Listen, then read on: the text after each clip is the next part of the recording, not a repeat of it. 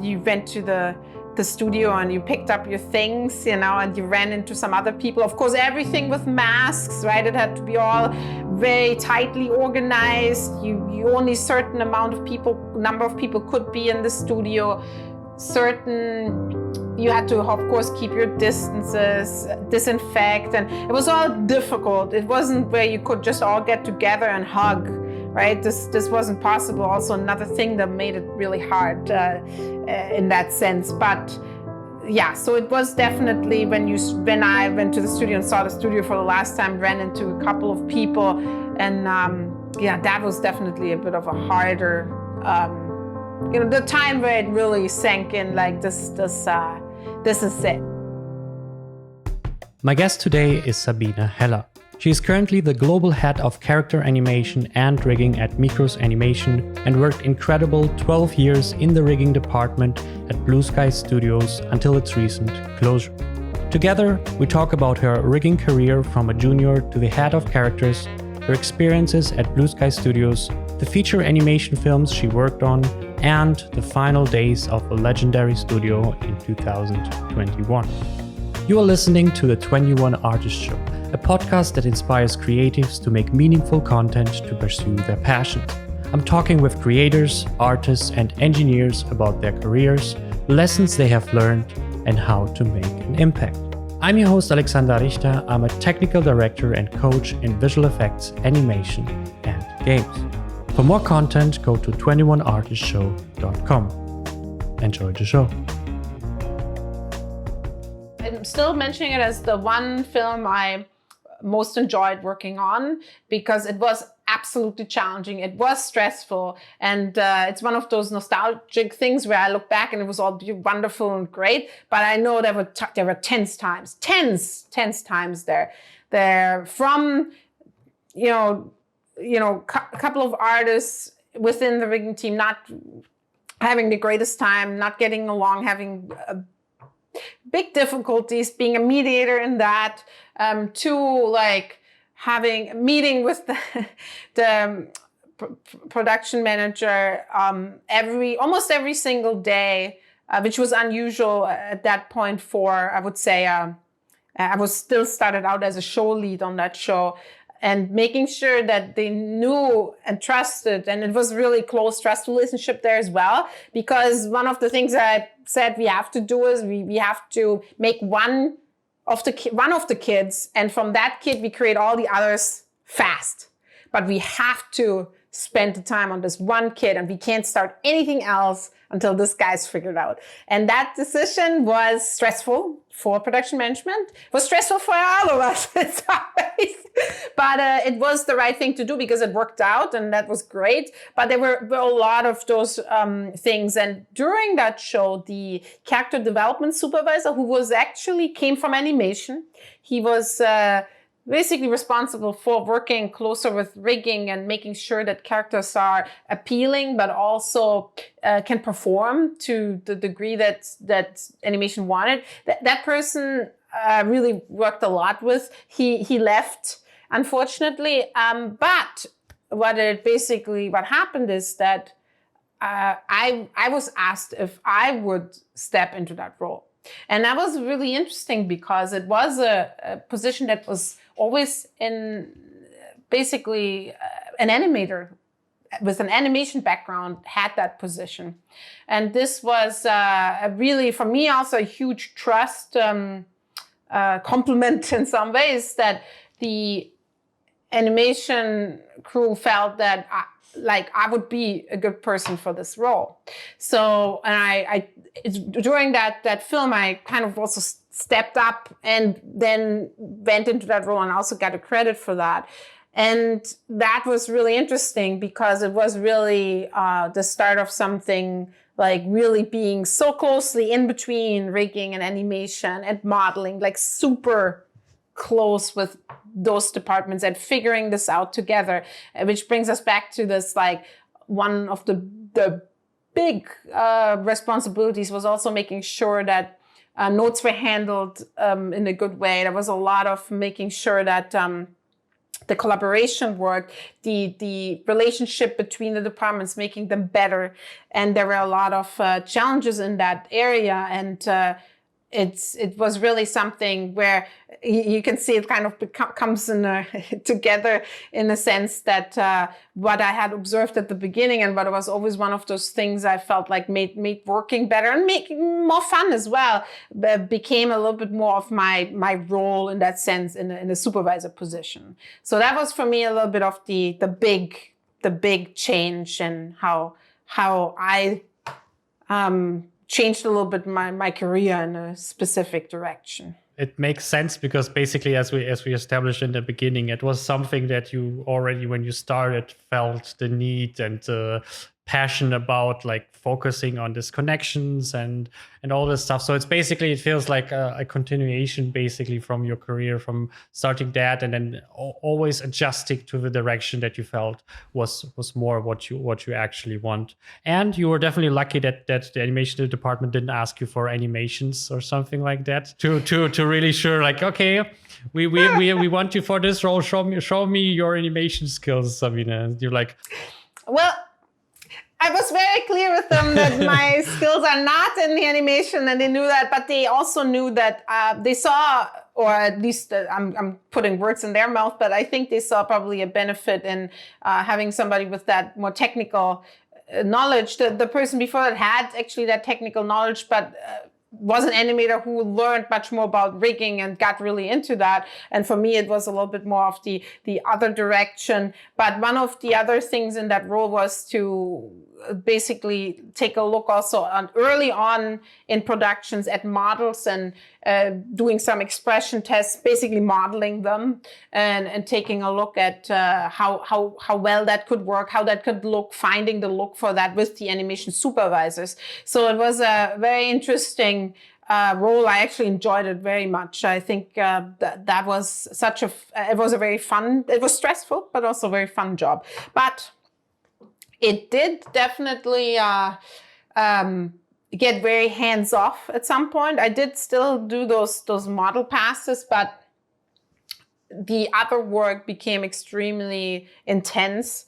Working with the 2.5 departments, I'd say, figuring out how to do those rigs from a technical and artistic standpoint, and finding, this appeal together with the modeling department. That became definitely a huge amount of work, and so my hands-on work got less over time, which I had actually struggled with at that point in time. It was a little hard for me to not do so much anymore. And because I always felt like one of those important things for me was always that I know how to do things, so I know how to talk about things. Right? I've always been someone more from that angle, maybe the old-fashioned way. You do things and then you can lead those things.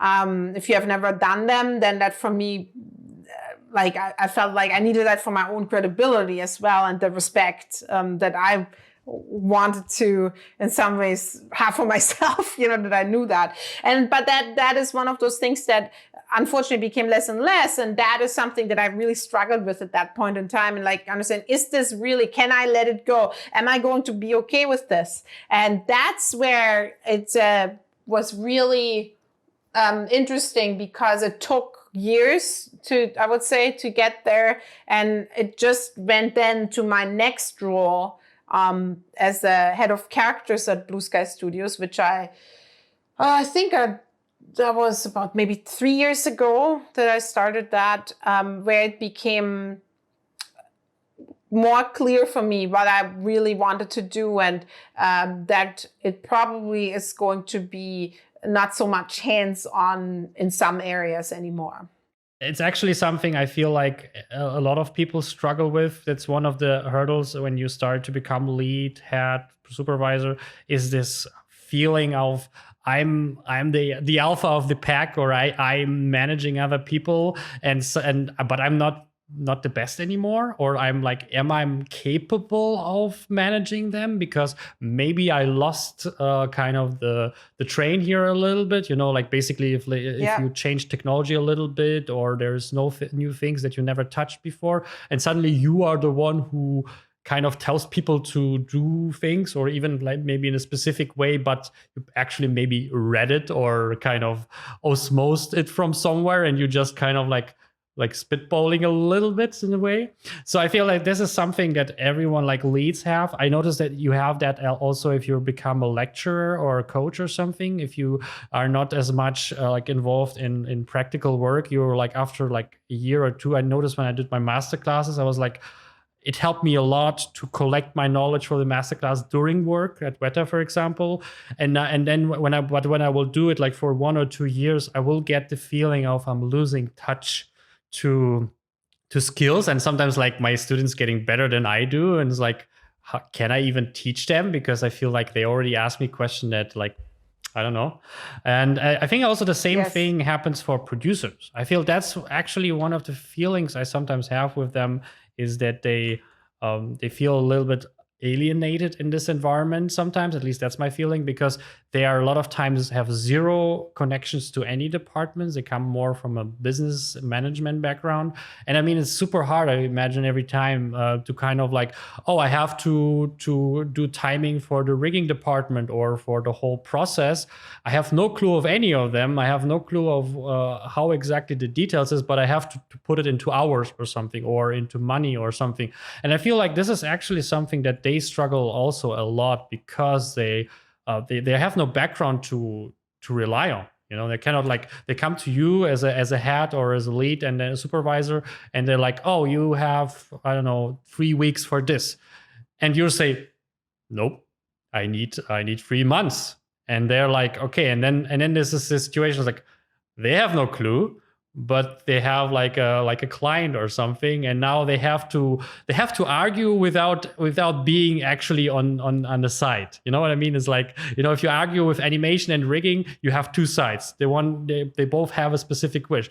In production, I always feel like you are in the middle of two people, and you're just a mediator, and you're like, okay, but I don't have the knowledge of them, so it's hard for me to argue for one of them, but I have to do, that's my job. And so I also imagine this is kind of a hard job, and I think that's why a lot of people are like have a hard time also in that. And I feel like they all go through that, just in different capacities. Some are just, as you mentioned, some are already on their way, and they are already leads, even if they start as a junior. You can feel it, And some fight really hard when they do the switch, because they are used to do their own thing, and they just to show how good they are, and then suddenly they are responsible for other people. So I feel like this is a typical thing, and it's interesting to kind of talk about that, and to share a little bit of light that this exists. Yeah. It's not something that you like one person has, or you personally have, and no one else. Yeah,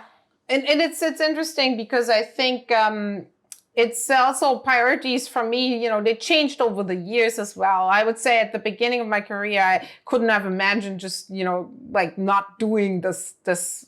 My art, my craft, that was not something. But over the years, I think I just had different priorities from a standpoint of what I liked, what I became interested in.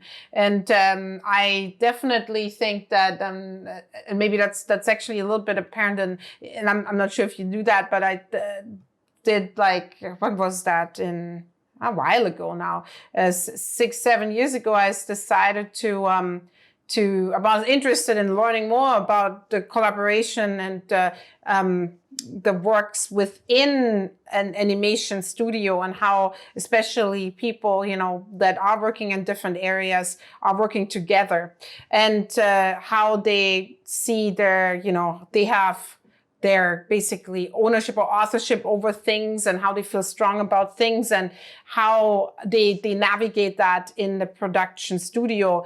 And one of the things I decided to actually go back to school on the side and do my PhD in that and basically research that area. And that shaped me a lot as well, because I learned a lot about organization and about how people collaborate within those kind of structures. And that was something that then also, for example, influenced me in like, okay, I think for the future, this is a little bit more what I would like to do. And as a head of characters, which I became 3 years ago, one of the big things that I was asked to do is look at the current organizational structure at Blue Sky and see how we could improve things, how we could work better together. And one of the things it was a big, also risk in some ways, but one of the things I proposed was getting instead of having all those individual departments, having one characters department that has different disciplines in it. So it had like the modeling, rigging, the costume creation, the surfacing of materials, and the fur aspect of it in the same department, which I then became basically the head of to lead that large team of 50 people at some point, I think. And have all those 5 different disciplines in there, which was very interesting, but managing it more from a standpoint of that we all together create that character in a more holistic sense. And it was a very interesting task and a very interesting challenge in a lot of ways to get us work together. And I took a really long look and of course a lot of people helped with that to figure out how we could organize it. So we had new ways of working and like more what we called rounds, where we had, or we called them squads at that point, where we basically had the people that worked on the characters from the different disciplines worked together on it in a more of a group setting. Sure, they would still work on their own thing, but they would come together and there would be this exchange. And we would also say we would want to see things more holistically faster. So instead of first doing the model and then at some point get into the rig and then at some point, and basically having all of this more separated, more linear, to have it a little bit more in a parallel, which is of course hard to do. It's a lot of management and it can also be difficult if you have a lot of hoops to jump through. But I think the communication that I wanted to enable a little bit more between those disciplines and the other departments was something that helped. And so we were trying to get, for example, a rig in really early, testing the proportions with it, then adjust the model, having maybe a texture on, already having the input of one of the texture artists to give us a little bit of an input. Hey, I think this is not going to work for us so well. Could I have the nails as a separate as a separate mesh, those kind of things, and have this a little bit more in a different way organized. And that was definitely something that was very challenging. It wasn't easy. And of course, because I took on, this new role, there was not much time left anymore to do really hands-on work. But I learned a lot about the other disciplines. And that's exactly also what you were saying. I had never groomed a character, right? I had not built a costume in Marvelous Designer. So I definitely had my leads in that area that were the experts. And I learned a lot from those conversations and also from the team. And doing all of this while we were in the pandemic and remote world, a lot of it. So it was a very huge challenge. But what I realized during that time is that, and I guess in some ways I was especially forced to think about it after Blue Sky was closed, is what do I want to do next and what do I like? Do I like going back to just rigging a character, which was fun, right? Do I like or do I like to actually do something more like what I had done in the couple of last years, where it's more about maybe building some things up, helping to make more of a difference in the sense of enabling artists to do their best work or helping with it. And I mean, I'm definitely not, nobody has all the answers, but helping, being a person that can help try new things out or improve old things that already worked very well, and being in a position where I could, build that up. And maybe in some areas where it didn't work so well yet, maybe in some areas where, as I said, from learning from others where it already worked well. And that's where I feel like my decision of what I would do next was very much influenced by. The one point that you mentioned, I always felt that's the connection, for example, with Pipeline, because that's one of the things that I love about Pipeline is you see all the departments and you see all the interconnections and how valuable it is to have this connection. And so when you mentioned that you are part of this department, or this department was created around you, that like takes all the aspects and tries to think ahead and how they interact, how they can be used parallel, because it is called Pipeline, but it actually is like the worst pipeline in the world if it is built like a pipeline. Actually, it is like the bottleneck, basically. That should be called. So I think that's something fantastic when I hear something like this, departments or like positions exists, because I feel like this is something we still miss a little bit, the interconnecting people who oversee it. And it is a hard job, as we mentioned before. It is like you have this situation where you have no clue what they're doing. You never touched this kind of area before, but you are the one who tells them in a way like where to go next, for example. So I feel like you need a specific like amount of skills and a specific personality even to be able to handle all of this basically. And so we mentioned before education, and you mentioned that you did a PhD, which is like sounds like ridiculous during work. I mean, it is like a full-time job, both. So I'm curious about that. First one is like, what was the topic of your dissertation? And second one is, how did it bleed over? Like all this knowledge that you got from there, how did it like help you, or did you felt that it helped you in some ways, capacities in your roles? Yes, I think it's really interesting. Yes, it was a lot of work. Maybe let's put it like this. First, I know that at first was like, okay, this is kind of a little bit of a huge undertaking. And I know that a lot of people, or like, friends and, my husband definitely was like, okay, but I know you can do it, but it's going to be a lot of work. And I knew that, but it is something that I felt like I got so interested in this, and I really, really wanted to do it. And my, just so the title of the dissertation is very long, as a lot of them are, but basically it's because it has to be a little bit descriptive. So it is the creative and technical contribution of female and male below-the-line practitioners to the collaborative process in the American 3D animation feature film industry. And what was cool is it was a little bit of a new approach. It took it's like a different way of approaching this, a production studies approach. And it was based on interviews with practitioners in the industry.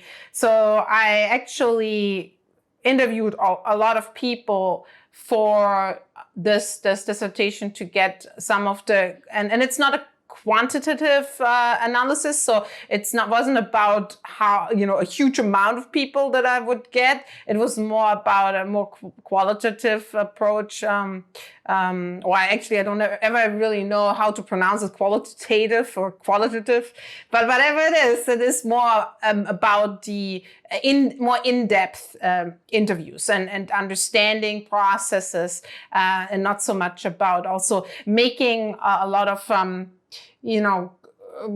generalizations from it. That was not my goal. It was more to get an in-depth insight into the thinking of people. And that helped me in a lot of ways to understand a little bit more of what some of the common difficulties are, some of the challenges. But the thinking is about, for example, how people would want to work, how they currently work. And that, I would say, has shaped me a little bit, just from a standpoint of that. I honestly would have never thought that I could have used any of this in my job. The head of characters job came so much later. I mean, I started this when it took me 6 years to work on this, just so you know. It's a bit of a tough one. I think, normally I think you can do your PhD full-time, maybe in 3, and part-time you do it in 5, and it took me a year longer to do 6 because I still had a full-time job, right? But so it was just weekends and after work and vacations. But what was incredible was that I actually got a job and could use some of that knowledge in there, which was not something in any way I would ever have thought when I started this PhD research. What was your main motivation? Because it happened to be connected, and I mean, probably there is this thing of like just doing things because I like it. This podcast is one of the things. It's like so much investment of time and effort. But I kind of, after I did the first episodes, I literally was like, you know what? Yeah. If I go back to YouTube or something, that's definitely one of the things I would do, whatever it come out of it. So what was your original motivation to spend so much time into that, basically? Oh, well, the original motivation was definitely that and it came again a little bit from this work between the different departments and how people feel invested in their work, and how sometimes they feel strongly about their works to the degree that there can be conflict between, for example, rigging and animation, but also how they, some people, it was difficult to collaborate in that sense, but also how production made it sometimes harder and sometimes it made it easier. And I just that was kind of my motivation, just from this experience also with primarily actually in between animation and rigging, which also where my group that I focused on in this thesis and with the interviewees. So I basically interviewed animators and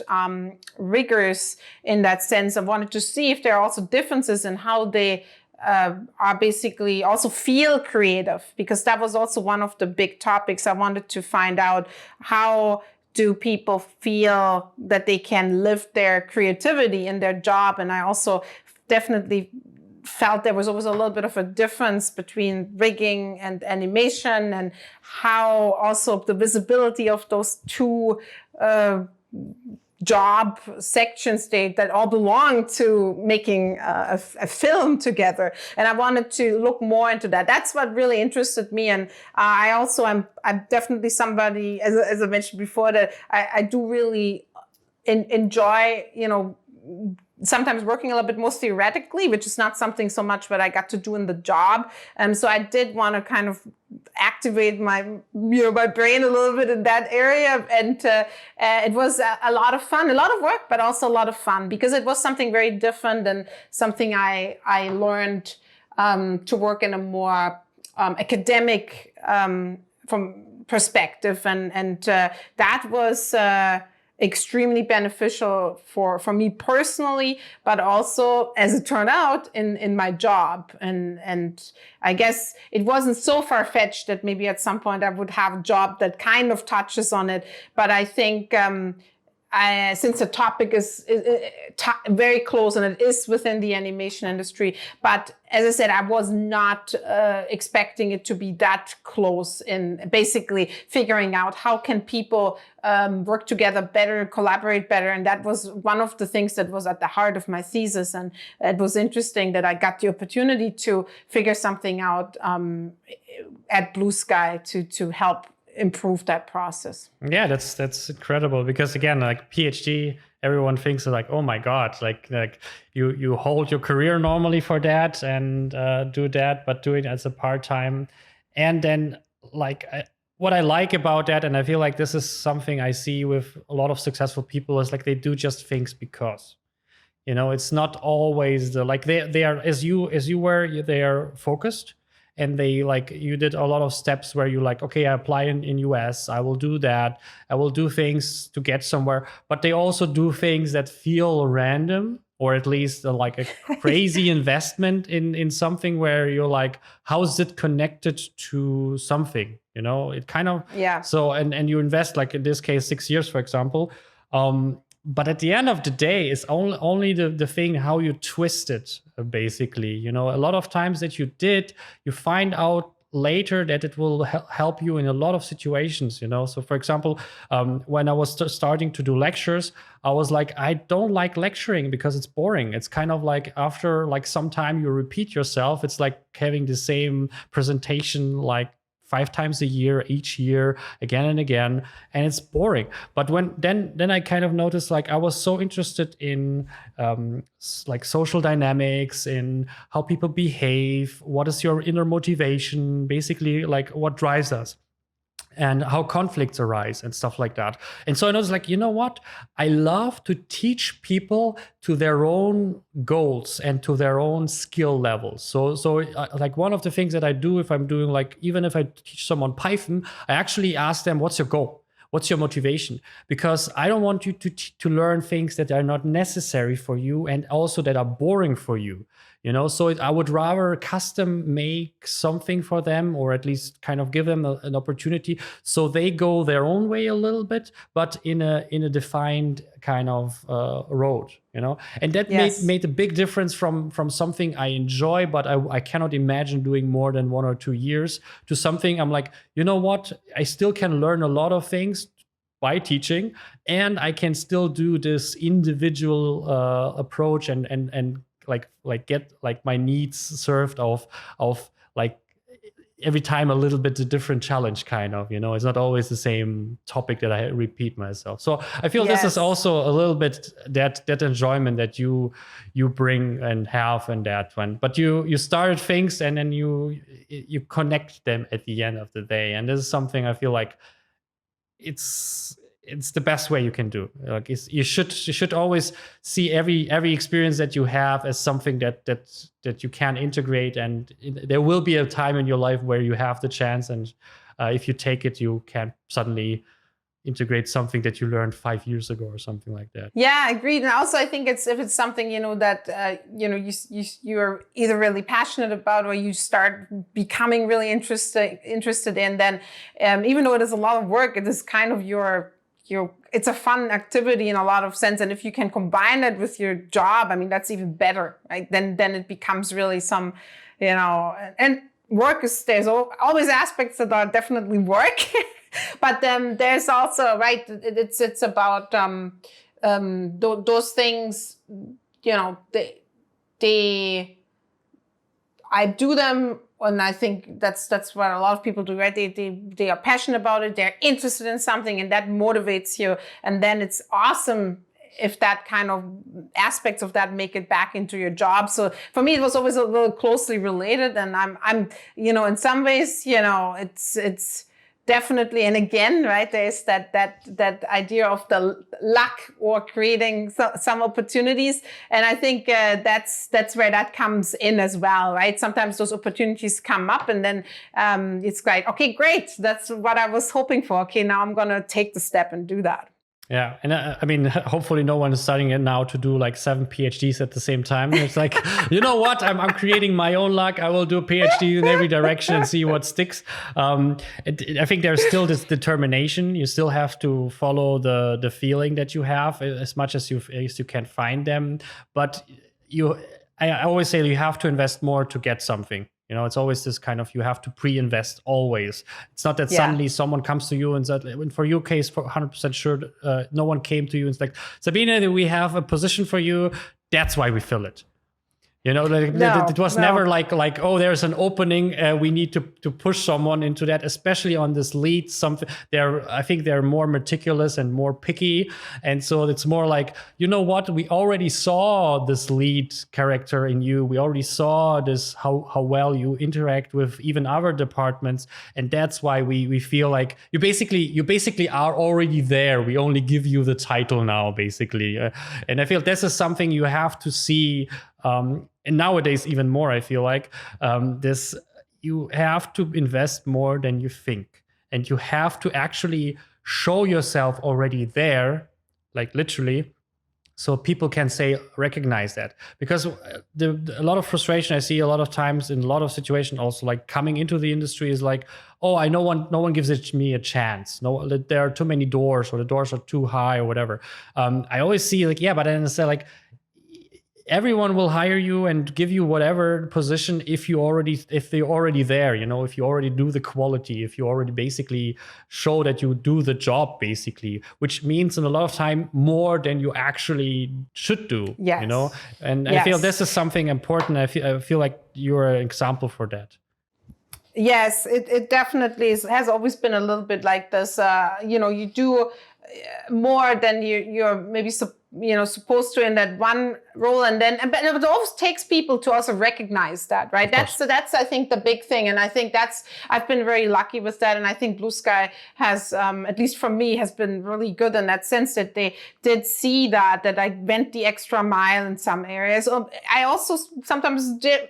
I would say I was often proactive. I proposed a lot of the positions that at the end I that were created, or that might have, then been opened up and be interviewed for. I did inform a lot of the responsibilities for some of those roles. So there's definitely a lot of that proactivity involved as well. But then also having, and that's a big thing, right? Having the people that recognize that. And it's always a little bit of both. But I mean, I'm definitely happy how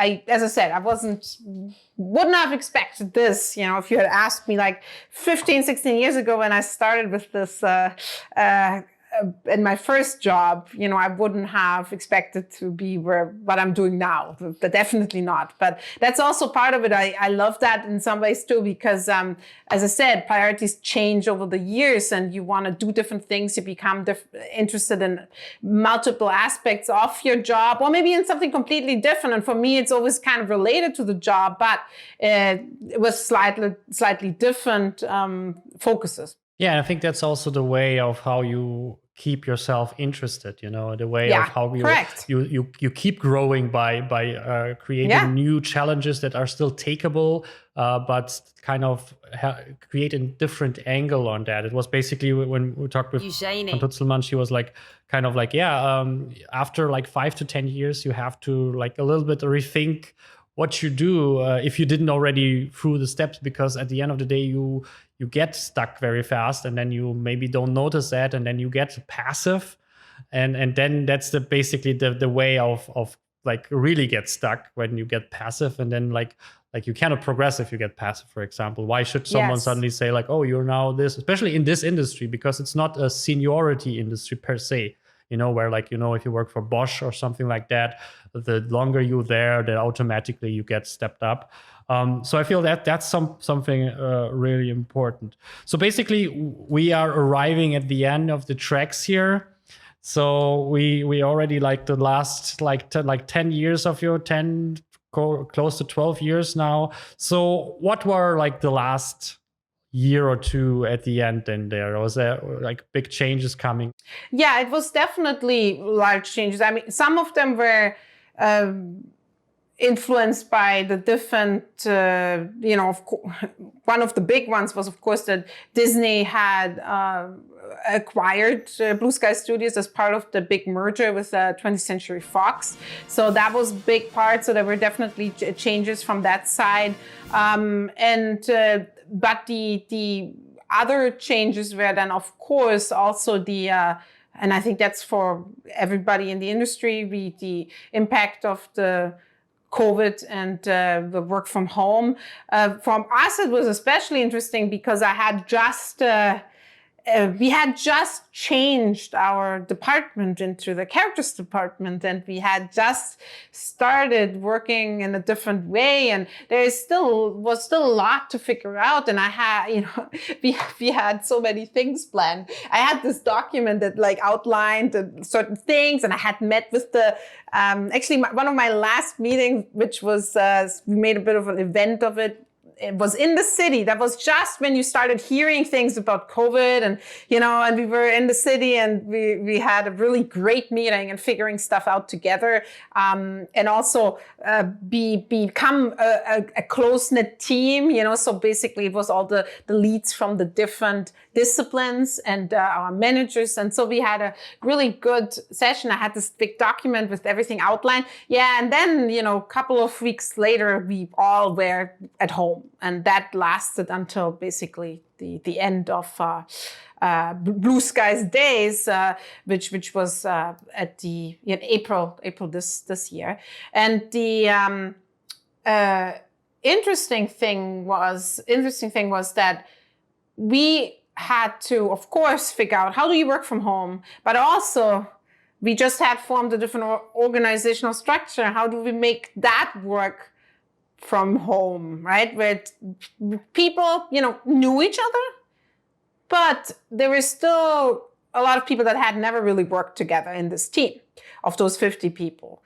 And how do you make this one large team? How do you get people to know each other in that sense and grow closer and really form this collaborative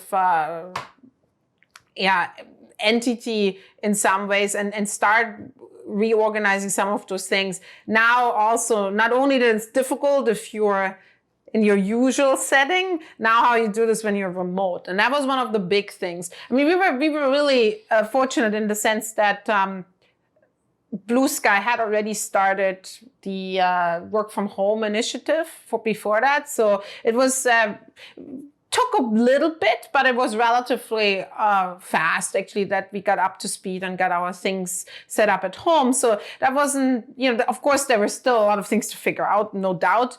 And especially for the IT team, which, and the facilities team that all made all of the stuff happen.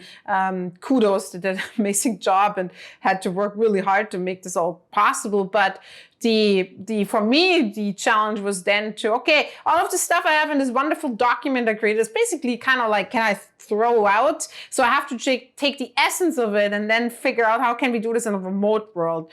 And that was definitely challenging, but I would say that we just got kind of in the groove of it. There were some really good things as well about it. For example, personally, I was really concerned about how do I grow close with those teams? How do I, because some teams knew me better. I mean, the rigging team knew me pretty well. The modeling team knew me pretty well. I had really great ties with animation, but from my own new department with those aspects, for example, I wanted to also be close to the fur team and the costumes team and the materials team. And I knew individual people in there, but I wanted to get to know everybody better.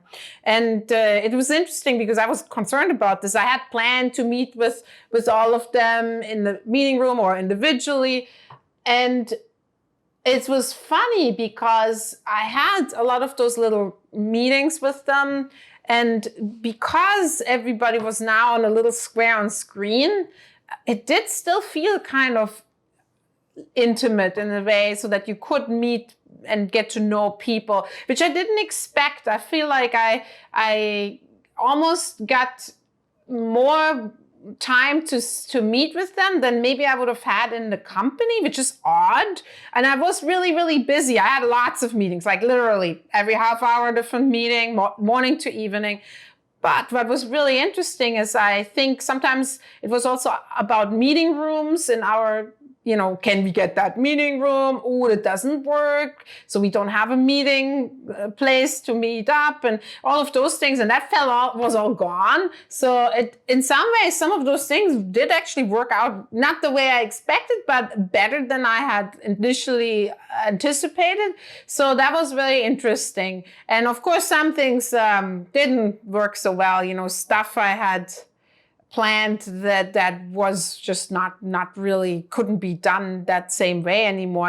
We had some activities where we would interact with each other, but this was more physical, physical in the sense that you're together in a room and maybe do something. So we had to change this to do this with the remote means. But it actually turned out, I thought, in a good way, and we had some good things going on. However, what I think was, I wish we could have had a little more time, because we had just started also on a new production. But it's funny because we were still working on Nimona, and we had worked in the characters area for a long time on that film.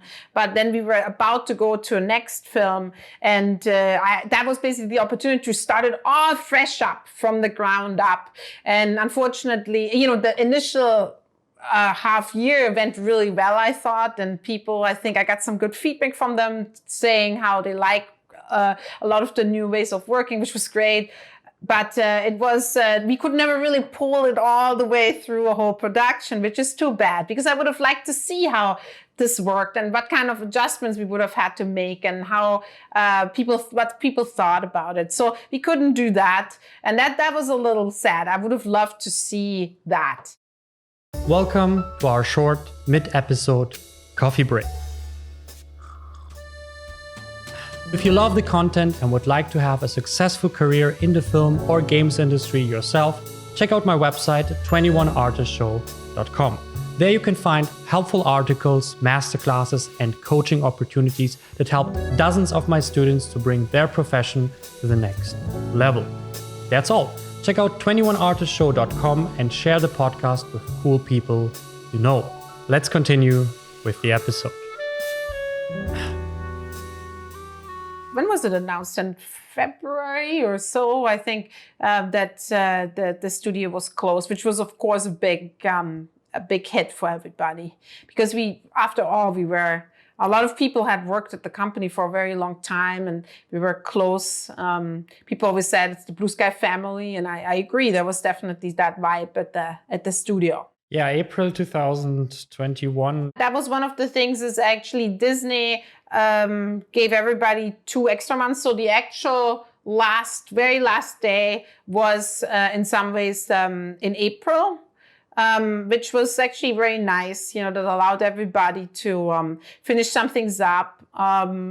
In the sense of, we were allowed to get material for our demo reels and those kind of things. And we had a lot of access to our recruiters, did an amazing job making connections with others, even though they were also out of a job, right? But they still helped people, with that. There were still, we sometimes had a couple of meetings just to support each other in a sense. And so that was really good. I think that was nice, and it was great that it wasn't like, sometimes you hear those and really, yes, horror stories where it's literally like, today we announce it and an hour later you won't have access to anything anymore. We basically turn everything off, and that was not the case, So we basically had those 2 months that allowed us to in some ways say goodbye, in some ways to prep us. And of course, there was also then the time where you had to pick up your things from the studio. That was extra. I think that was for me when it of course sank in, but after that, I was just a little bit in a frenzy and thinking, what am I going to do next? But I think when you went to the studio and you picked up your things, and you ran into some other people. Of course, everything with masks, right? It had to be all very tightly organized. You only certain number of people could be in the studio. You had to, of course, keep your distances, disinfect, and it was all difficult. It wasn't where you could just all get together and hug, right? This wasn't possible. Also, another thing that made it really hard in that sense. But yeah, so it was definitely when I went to the studio and saw the studio for the last time, ran into a couple of people, and yeah, that was definitely a bit of a harder, the time where it really sank in, like this is it. But yeah, the one thing is though, taking it all from this, what is so cool now, and I think that's what everybody's seeing now as well. Now we have all those people that are going into all kinds of different companies. They're all over the world, and it's so amazing, because now I feel like I have friends, colleagues, people I have worked with for a long time. They're in all kinds of different places, and it's we'll know someone everywhere, which is pretty amazing. And the other thing is, I also really have to say that the response from the industry was overwhelming. I mean, I didn't even, sometimes you lose a little bit of touch with the industry, especially when you work so long at a large animation studio. I mean, 12 years, I wasn't even the longest, right? Some people worked there for 20 years or longer. It's a long time. But this overwhelming response, like from people that contacted me, that reached out to people on LinkedIn, recruiters, people, everybody. That was something I didn't expect, and I really was wonderful. That helped a lot at the beginning too. We were like, everybody lost their job, but it was somehow, hey, there are things out there. There are actually people out there, but we did, and also maybe what you did as a person is valuable and is maybe searched for and desired currently in the industry. So, maybe there is a light at the end of the tunnel, and that was something that was really nice, that almost started immediately. It was announced in public. Yeah, I saw that one on LinkedIn. Suddenly, kind of this kind of, oh, if you're from Blue Sky, come to us, we hire you, and stuff like that. And you can see it everywhere. It kind of reminded me a little bit when PDI closed the doors, which was a little bit the same, but not as big in this case.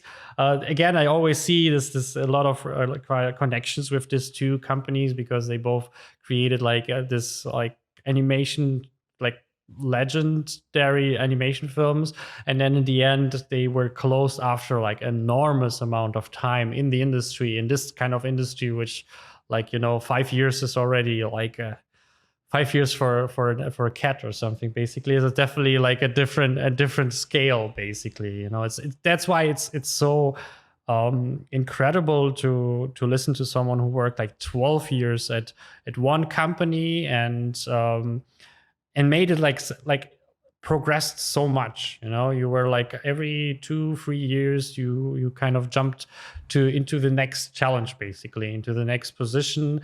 And this sounds, I think for a lot of people, me included, definitely something that is aspiring, kind of to have this kind of a career. I definitely was very fortunate too that there were people there that would enable me and allow me to step in those positions. So it was definitely, it was a great time at Blue Sky. It was definitely something very special. And I think and that's the whole thing. I always feel like there were so many talented people, and I love that they're now going to all kinds of different places. And it will be almost like, you're always going to be probably 1 or 2 people that are now at some company, and that's kind of nice. That feels good. And I'm definitely also somebody that's always very optimistic, and I'm trying, always to. And I honestly, as I said, it has also given me again. And that's kind of funny, because you said, and it's true, I definitely changed a lot of different roles over the years. But again, it has given me a little bit of a kick in the butt to try something new. This time it was less of a choice. But it was definitely something, an event that caused me to change again and do something else again. And sometimes, most of the time, hopefully those changes come from within. Sometimes they come from the outside, and they are as valid as the ones inside. And sometimes it is also just, again, another way for new opportunities. I think it depends how you live your life from where it comes. So for some people, it comes most of the time from outside. And so it's I think it's super important to kind of keep yourself in the flow of your career and your life, and not just kind of like wait for things to happen or things to push you around or something like that. So what actually happened for you, like at the end, and where are you now? Yes, so it was very interesting. So I definitely had a lot of interviews, talked to a lot of companies. It was very interesting. And I also have to say that all the Disney companies, Pixar and Walt Disney Animation, there was definitely a lot of that, reaching out, and they organized interviews. And there were a lot of people that were hired at Pixar and at Walt Disney Animation Studios from the ex-Blue Sky pool, which was really amazing. For me, as I said, I was looking and thinking about what do I want to do. And one of those big things that I really wanted to do is I felt like, okay, do I want to go back and basically more focus on the actual rigging and doing aspect? There is something nice about that. There is something that allows you to focus more on your craft. It allows you to focus more on some of those, just the doing aspects of it.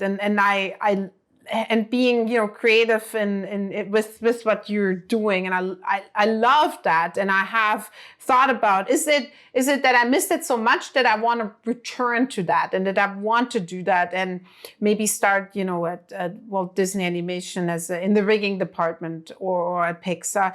But I was also thinking, what I actually enjoyed the most in the last couple of years was being in a position, as I said before, where I can build something from a different standpoint, not on a building a character, but from a standpoint of building something that allows a lot of people to do their work and help them do their work.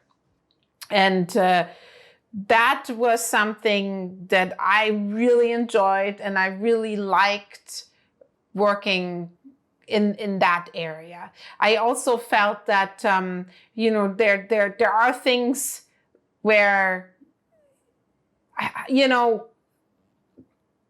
being having done that, it is difficult in a lot of ways. You have to deal a little bit more with politics sometimes, right? You can't avoid that. You also have a lot of more of those sometimes. You have to listen a lot, and making sure that you get feedback that allows you to do those things. But this is a challenge that resonated with me. I enjoyed that. I think it's also was something what I also really liked is doing, and that was something Blue Sky did. We had different styles, a lot of different styles at the studio. We did the Peanuts movie, right? We did also Ice Age. We also did Ferdinand. And at the end, actually, we worked on Nimona, which was a completely different look.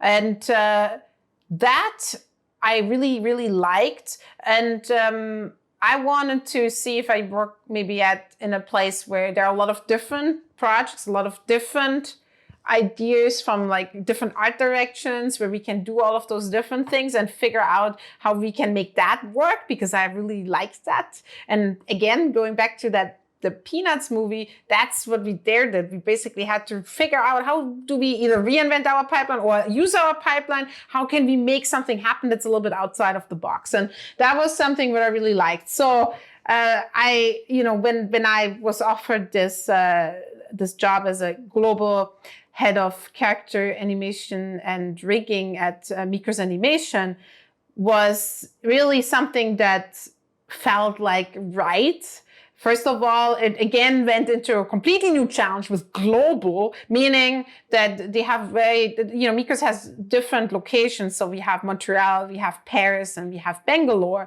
And, then we have also, because this was Technicolor, we talk with people in London and, all of our other, areas, that are basically involved there, and that has been a new perspective for me that I've found very intriguing.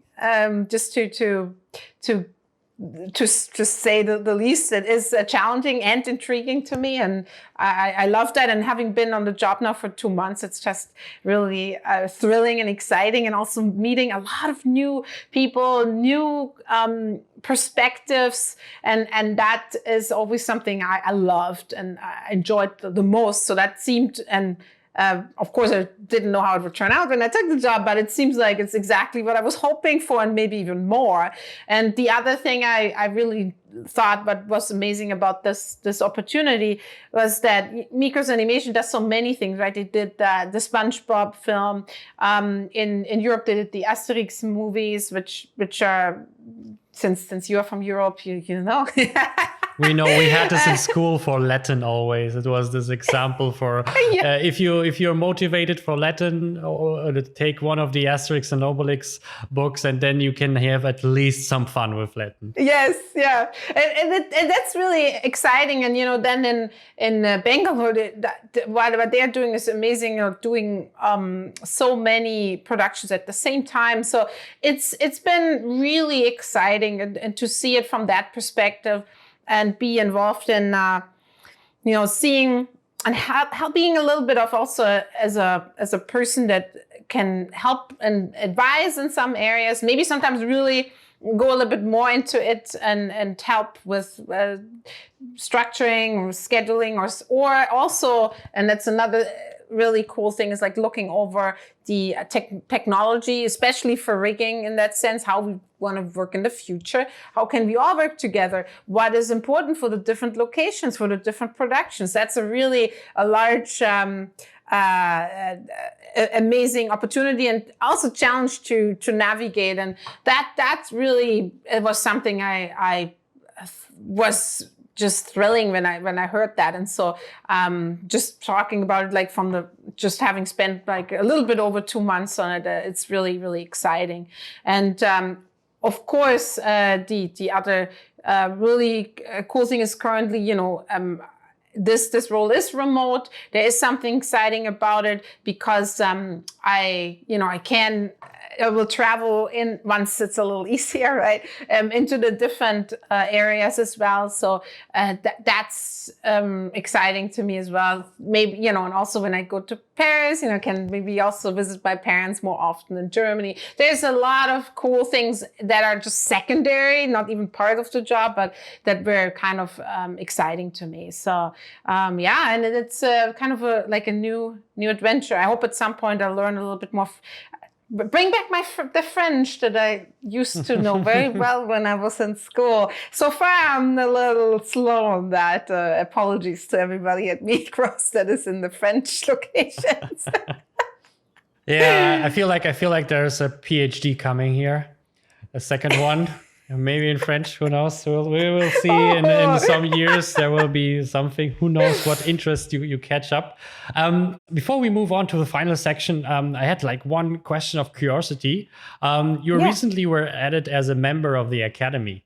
Yes, that's correct. What exactly does that mean? And like, tell me about it, because I have no clue what it per se means. It sounds awesome. That's the only thing I know. That was super exciting. It was so funny how I found out. So basically, two Academy members have to sponsor you. There are a couple of things that you have to fulfill in order to qualify, and it's it can be competitive, because you basically don't do anything. You just put your name in, and two people, if you can't get them to recommend you, then you just wait and see what's happening with it. And it was so funny how I found out, because I literally got contacted by one of my friends contacted me and said, "Congratulations!" And I'm like, "Huh? What happened?"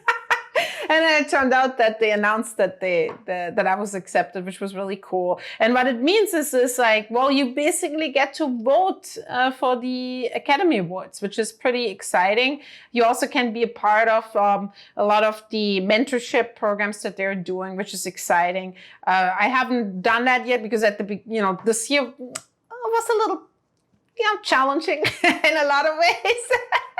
So in a lot of ways, I'm planning on doing that though, because that's always been something I was really very excited about, to just make sure that I give something back to the next generation and help also with maybe people that don't have the opportunities that I had.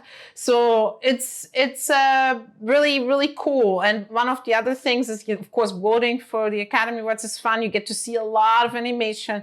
I think just for the short films, because I can also vote for the short film category. So I got to see like all of those entries, and it's you get in some ways assigned half of them, so that was a lot, but it was fun because you see a lot of stuff that's out there. It's pretty cool stuff that somehow normally you probably have to really gather and look out for, but that has been really cool. And then you can vote for it. And I guess at some point when they really have it in person anymore, I could maybe sign up at some point and maybe get one of those really far behind the columns seats. The last seat, basically, like the wall behind you. Exactly. But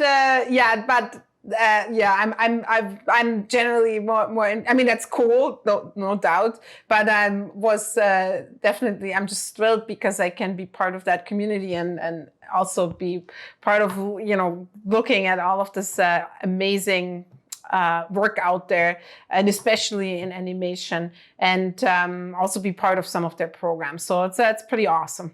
One of the things, rigging was your main thing, and you now like more into lead and head roles. But what would you say are the main skills that you now that you probably pick the riggers, or we'll say who we want to work with? What are the main skills that you feel like a good rigger needs to have? That's really a good question, because as I said, I think there are different categories of riggers. I think personally you do have to have an affinity for a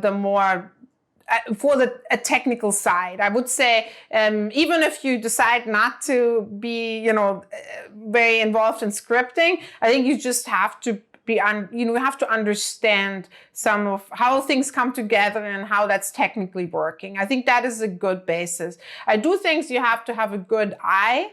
I think you have to have a good eye for how deformations should work, anatomy, and knowledge of anatomy. I think that is very, very helpful and beneficial. You do, I think, and that's personally my personal wish list is being collaborative, because at the end you are making a tool, and I'm going to say this now, really a tool for another department, animation. And there is, if you make something for another department, there's always this, keep in mind this you want to give them the best that they can have, and you want to make it user-friendly, and you want to probably collaborate with that person that uses it, so you find out what that is, and also find out what maybe the things is that are not so important, and it's not important to them either, because that helps you also to limit the scope a little bit. And I think that's I feel like an important skill that maybe is not always as specifically mentioned. So what would you say was the most important decision in your career? Because I always feel like you can reverse engineer that a little bit for others. What would you say was a decision that you made from beginning, middle, end, where you felt like that changed a lot of how I ended up? Yes. I think I would say there are a couple of points. I think the first one is realizing that I'm not a great software developer. I needed visual, and I love 3D animation. So that was IBM basically was the part. Yes, that was an early point. And then the other point, I think, was deciding I want to study more at SVA in New York and learn it. And that's where I made connections and also learned a lot about that stuff. And then the point where I realized, oh, simulation takes long and I'm not patient. You do it, you wait. You do it, you wait. I'm not good at that. I'm better at immediate feedback. Rigging is great. Combines technical stuff, creative stuff, and immediate feedback. That's my thing. And that was a big change as well for me. So I would say those are those three things that made me go on the path that I'm going now. Basically recognizing your own strength and your own interests, basically, in a way. Correct. Okay. Yes. What would you say was the proudest moment of your career? Oh, the proudest moment of my career. The proudest moment of my career. That's a really good question, but there was definitely one bigger one when I got to go to SIGGRAPH and have a talk accepted there and talk about the Peanuts movie. That was, and it was a huge crowd. I don't know how many people were, but it was I don't know, it was a huge amount of people there. And that was like, wow, this is me now. And I normally used to sit down there and look at that up there. You normally help Eddie Murphy to 3D scans in the back of a truck. Yeah. Exactly. No, but I think that's also actually from the thing that I probably would say most people know you from, like the Peanuts movie and, for example, the FMX. Definitely, that's where I feel like a lot of people. I saw it on another podcast where people were commenting like, "Oh, I saw you at the FMX," or "I saw your Peanut," like speech, and it's like, okay, this is where you became kind of.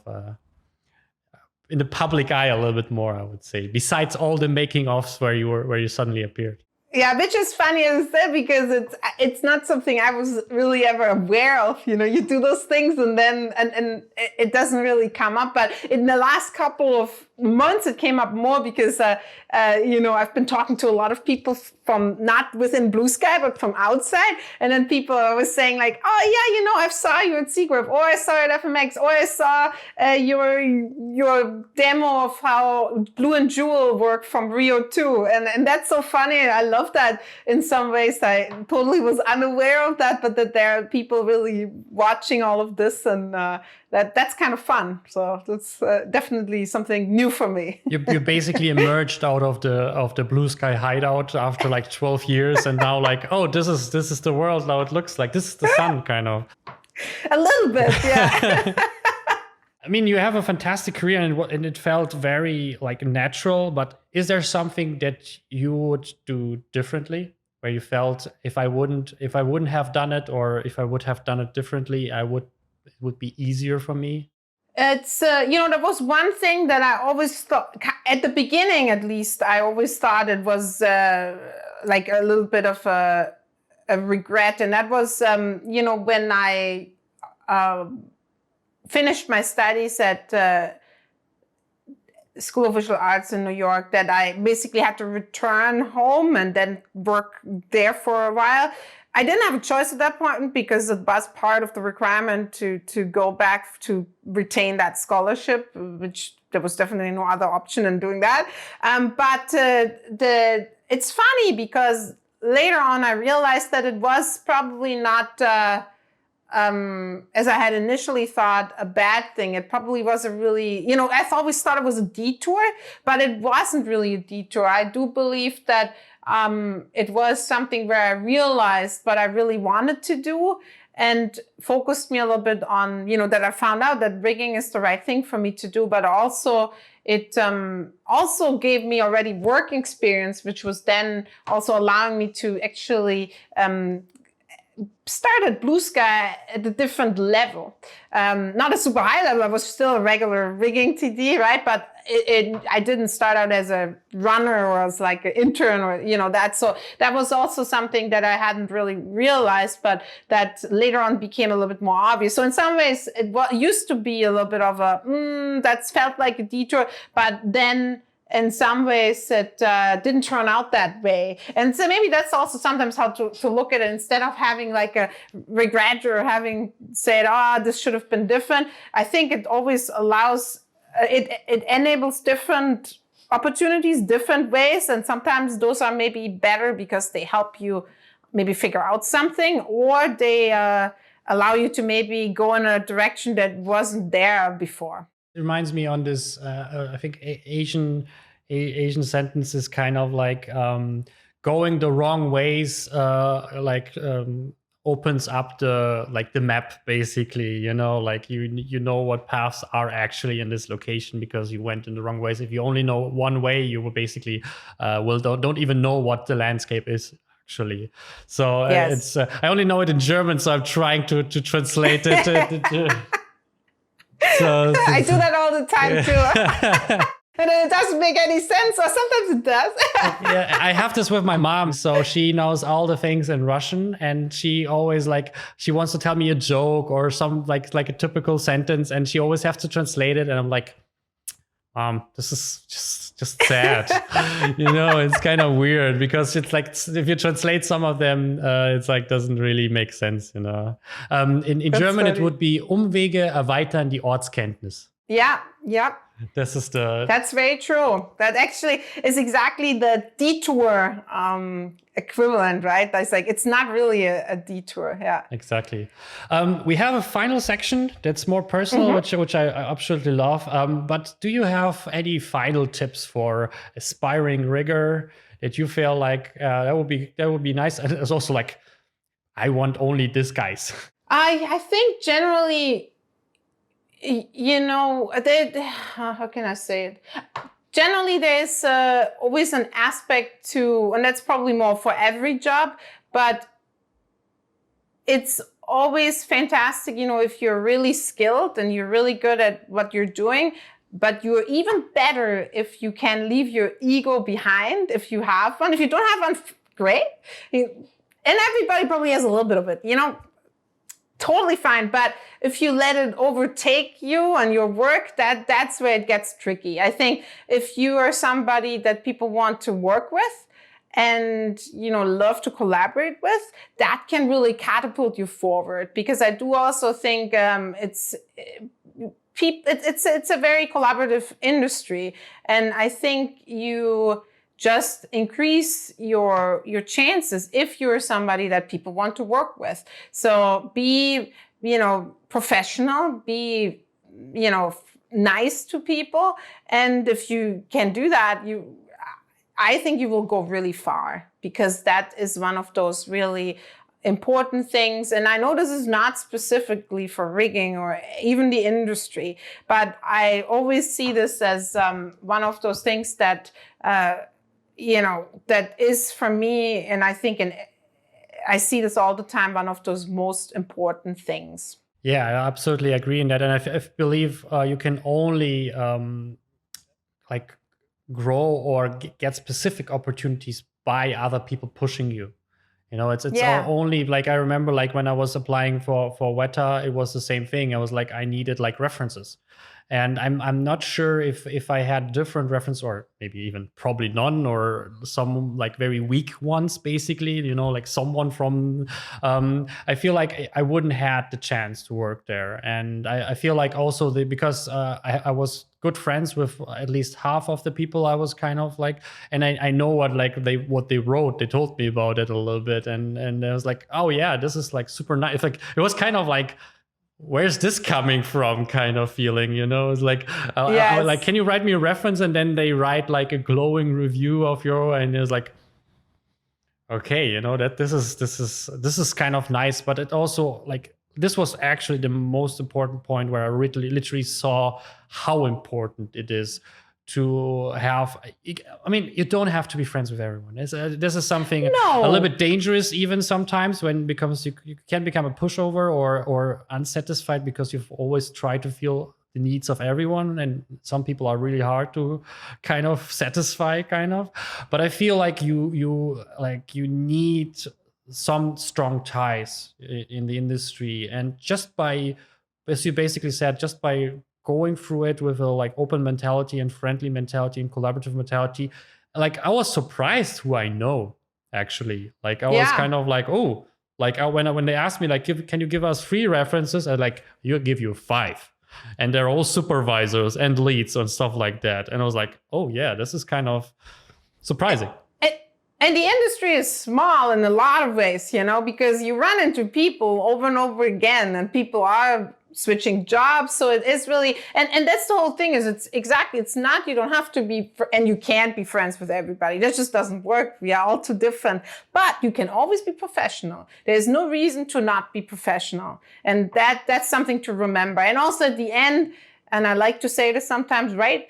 Nothing is that bad or that crucial that it justifies to be, really ugly to somebody. Because at the end, what we're doing is it's entertainment, right? It's something that should be fun in the end, at least, and hopefully in the making too a little bit. And then and I always like to say at Blue Sky, hey, we're making kids cartoons. Let's bring it all down to this. We don't have to, that's. It's not about life and death right here, so let's stay all, professional. And I think that's something everybody can do. And you just have to sometimes maybe bring it, and I do this constantly too. Just like, if I get excited about something a little bit too much, I just have to think, you know what? I'm passionate, and passion is good, but still, I also have to bring myself to the point where I say, but you have to be professional. That's extremely important, because you want to be treated that same way as well. Yeah, I love that. I was instantly thinking like, can you bring me into your department? I would like to work for you. This is always like, like, so if I hear someone that I remember I had this multiple times with some people where I'm like, I want to work for this guy. I want to work for this woman. It's like, I think you have to interview some people that were in my department. I hope they're gonna give me a good review too. They will watch it, and then they will comment under the video, and they will tell the truth, basically. No, but that's fantastic. I love the final idea here. So we are coming now to actually one of my favorite parts. It is I really like this connection that I built with people over the podcast. It is something I really enjoy, and so for me, always it's important to know a little bit about the person themselves. So it started with questions about whiskey and stuff. So we're coming back. Of course, it's a little bit personalized, but we're coming back. So it's just 10 questions, quick ones. So just kind of get a little bit to know you better and understand a little bit the character behind that career. Okay, so first one. Biggest inspiration, living, dead, or fictional? Biggest inspiration for yourself or career? That's absolutely fine. So you can talk about yourself. That's the idea here. Whew. Oh, that's a difficult one. Biggest inspiration.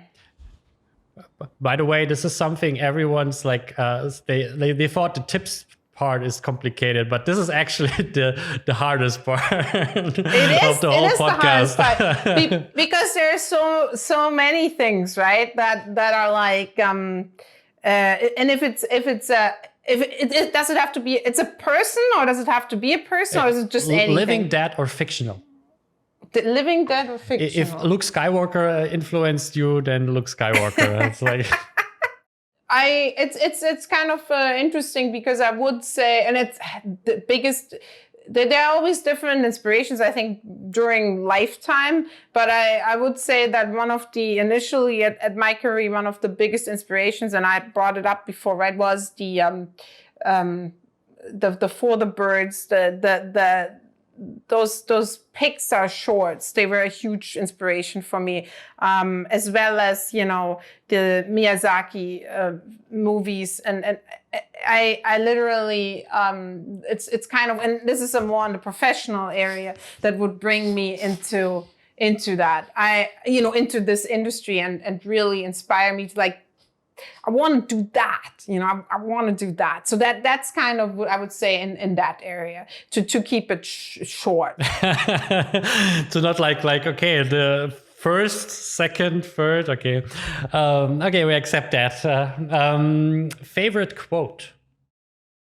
Oh, favorite quote. I'm so horrible with quotes. German is accepted. I have to do a subtitle then. Favorite quote. By the way, guys, this is now like probably the next 2 hours of the podcast where we discuss this last final 10 question. And is it a quote that somebody has said or a proverb? Hit me. Okay. Maybe, there's definitely, in the film business, there is one that I actually somehow say a lot. And I think it is a quote from, I have to really think who said that. But it's the famous one, nobody knows anything. I actually, it's very true in a lot of ways, not only in the film industry, but especially. The other one I like to say a lot, and it's a really easy translation from the German one, which is, ich habe die Weisheit nicht mit Löffeln gefressen. And it basically is, I didn't eat wisdom, and now I'm all knowing. And it's a difficult one to translate, but the way it means, it's just that everybody, doesn't, if you propose something or you say something might work, it absolutely, I don't know if it will. I'll never know unless I try and then learn from the mistakes. So it's not that I have this wisdom inherently is, I'm born with it and I know it and I'm almighty and know it all, because I don't. And nobody really does. So even if I propose something, it's probably there's gonna be a learning process involved in it, and it will take time until we get it right. So it never goes. That's pretty much what I would say. Yeah, I remember. I had this conversation in Vienna when I was working there. It's like I was saying from Stromberg, hätte Fahrradkette. And then my colleagues were asking what this means. It's like, I mean, literally, you cannot translate it. That's literally untranslatable. You can explain it, but you cannot translate it. It doesn't really make sense in any case. So, but I feel like that's the idea basically of the question. Is kind of, it shows you a lot of motivation and stuff like that, and that's what I like about that. But it's so fun because a lot of times, some of that you're like, oh my God, what? Yeah. So I hope the next one is easier. So the next one is favorite movie. Oh, favorite movie? That's not easier because there are way too many movies out there. Guys, I told you this will be the next 2 hours. Okay, but I'm gonna tell you the one that I'm sure, and all my friends at that point in time, and if I still ask them, they probably are gonna say how excited I was. So the Lord of the Rings movies, when they came out, and I'm not saying this is my favorite movie of all times, but I just can tell you that when they came out, I was so excited. I was beyond excited. I had my ring with me, my golden ring, and I was just excited. And so that, I would say, is maybe not my... there are definitely movies that, and they are not necessarily in the, in the more, special effects kind of type of films. But for example, I really, really, really, really loved Song of the Sea, just a beautiful animated movie. But I really was so excited when this came out, so that is still in my head, how excited I was and how sad I was when it ended. And I had read all the books, and I was extremely sad when this ended too. But then I was again extremely sad when the movies ended, because, after the third one, there's just no next one. And what am I gonna now go to the movies for? So it was definitely one of those things where I was still remembering where I was when I watched it, with who I watched it, and how I felt when I watched it. And I think that makes it one of a really big movies for me, if I can still remember that. Mm-hmm. Yeah, totally. I also had, by the way, the ring and the chain, and then that sounds totally silly nowadays, but that was a thing. Yes, yeah. So, okay, next one should be easier. Hopefully. Favorite place to live? Favorite place to live? Well, right now I really like to live where I'm right now, a little bit, north of Manhattan, a little bit more currently in nature, so I have a little bit more space. However, it's a difficult one, because I would say maybe my favorite, if I could pick from wherever I wanted to be, maybe my favorite place would be in the south of France, or if I wouldn't have any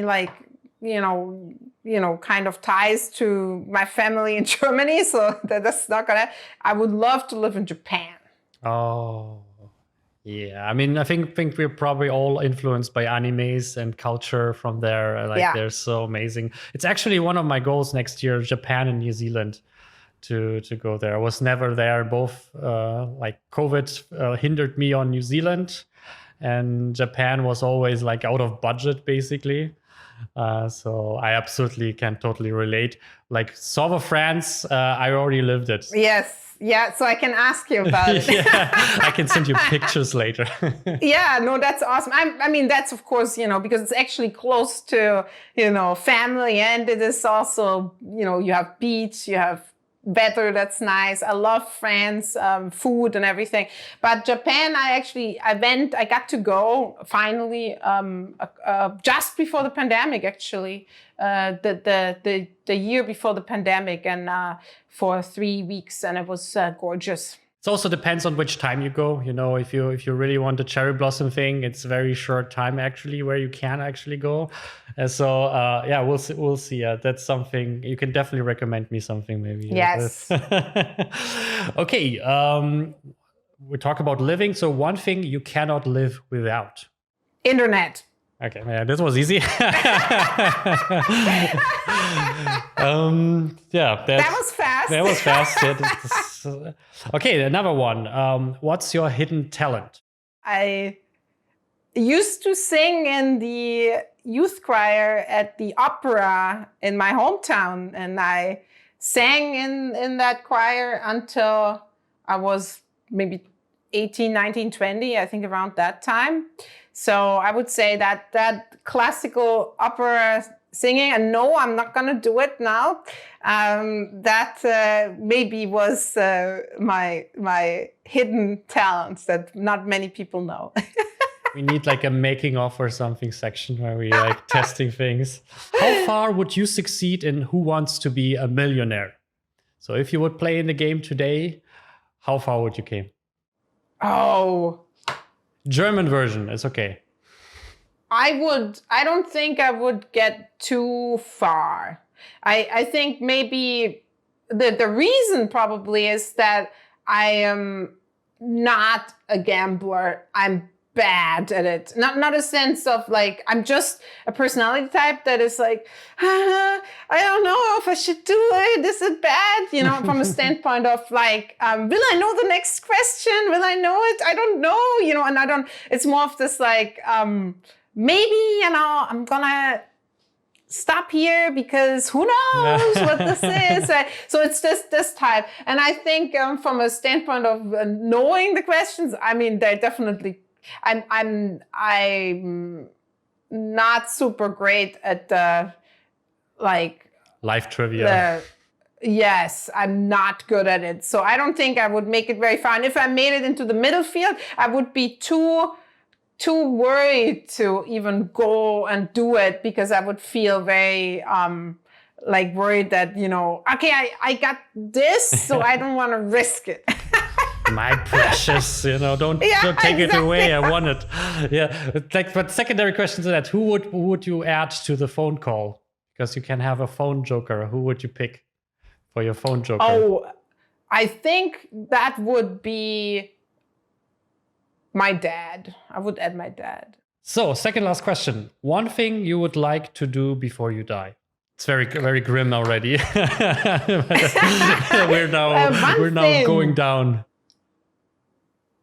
One thing I would like to do. That's very interesting, because I would have before, like 2 years ago, I would have probably said going to Japan, but now I did that. That's the problem of life. You try to catch it up. Yes. So that one is done. I think before I die, what would I want to do?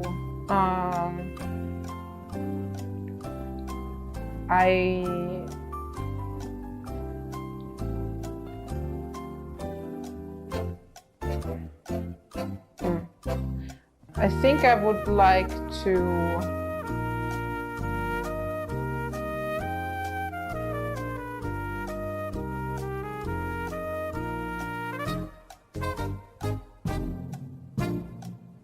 and it's kind of a little bit in the travel realm. I think I would definitely like to maybe see a little bit more of some areas I haven't been to. And one of them, I mean, I've always been very interested in Asia. So I think I would love to see maybe, one day to see China. And China is big, but at least to see some areas there that are just impressive and something that, you don't experience as much when, only see on TV. But I think that would be kind of something very I'm interested in. I did go to South Korea once. So I have South Korea and at least visited, and Japan. So I think China is definitely on there. And then India. So though this is kind of the what I feel like would be nice to just see that and experience it in person, because it is I'm interested in cultures and in different cultures, and it is just something I feel like you only get when you really go there and ideally live there for a while. But I don't think that's gonna probably happen, but at least visit and experience some of that. But yeah, no, that's fantastic. I also kind of like super interested in Asia. I mean, Japan and all the others. But by the way, I just saw something really interesting at this trait, which I really like with experienced like supervisor and leads. You don't get rushed by anything. And that's what I like, because you took your time to formulate the answer, and I think that is something I think you learn through time, because yes. I mean, like like the spotlight is on you and stuff like that, and you're like, I want to give you a proper answer, so I will give you a proper answer. So I take my time. I really like that. I feel like this is something everyone should learn somewhere in their life, in moments that are important, to kind of like, okay, I will give you the answer when I have the answer, basically. I kind of like that. Well, I also know you can cut it later. No, I will totally put it in, and then I will put a Jeopardy music over it. That's right. That's a great idea. I like that. Okay, now final question. Okay. What alternative career would you aspire to if it wouldn't be rigging or specifically animation? Oh, Yes, very good question. And I think it would be an academic career. Which direction? Like specific? I probably would want to maybe still go. It's interesting because I think there was a point in time when I actually wanted to go completely different direction, but I think now I could totally see it to do a more film studies area. I would enjoy that. That would be really great. There was a point in time after my high school where I did seriously consider studying chemistry. Yeah. Okay, that was surprising. Film? Okay, that was it. No. But I did not do that. And you know what? In the end, I'm glad I didn't. I think it worked out better for what I was doing, what I'm doing now. Yeah, and I feel like this is like looking at your career and listening to you, it sounds like that's something also that is perfect for you. Like, having this kind of 12 years at Blue Sky and before, and now, of course, it continues, and still growing and still enjoying. And I think that's something like what I love what you said is kind of still like keeping this in relative forms and also keeping it in a funny way, being positive, being more optimistic, instead of like too much in this whole like rat race or work environment. And I feel this is something super important. And I think it's also the only way you can sustain so long and grow so continuously without burning up on one side. Yeah. And still don't be like a pessimist or something like that per se. And I mean, I'm pretty sure it shines through even the camera that you're super optimistic about what you do. And now you're working globally even now. So you're now that's unstoppable. Super exciting. Yeah, I'm really excited. It's going to be just an amazing new challenge, and in some ways, and I'm really, really fortunate and thankful of how it turned out, because it definitely is. It was a pretty big change, in your life, to basically now I have to think about something else, because that's basically something that was forced upon you in some ways. But as I said, I actually think it maybe was the exact right thing at the right time, that now allows me to do something still close to what I did before, but even a little bit of a step up in terms of challenge, now I'm with the global team. So that is actually really exciting to me. That's it with this week's episode of the 21 Artist Show. Thank you so much for watching and listening. This podcast is 100% ad-free, and to keep it that way, check out my website 21artistshow.com. There you can find exclusive access to awesome masterclasses and coaching opportunities to work successfully in visual effects, animation, and games. Just go to 21artistshow.com. And don't forget to share it with people who would benefit from that content and tell them they're awesome. See you on the next episode. Next on the 21 Artist Show.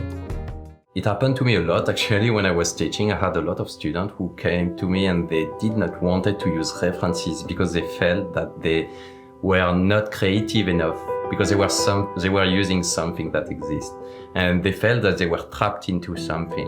And again, just to jump back on that, is that basically you need to have boundaries, you need to have borders at the beginning. You need to make sure that you restrain yourself to learn something that is, let's say, the ground truth, something that actually exists. So later on, you can expand on that, and you can feel free.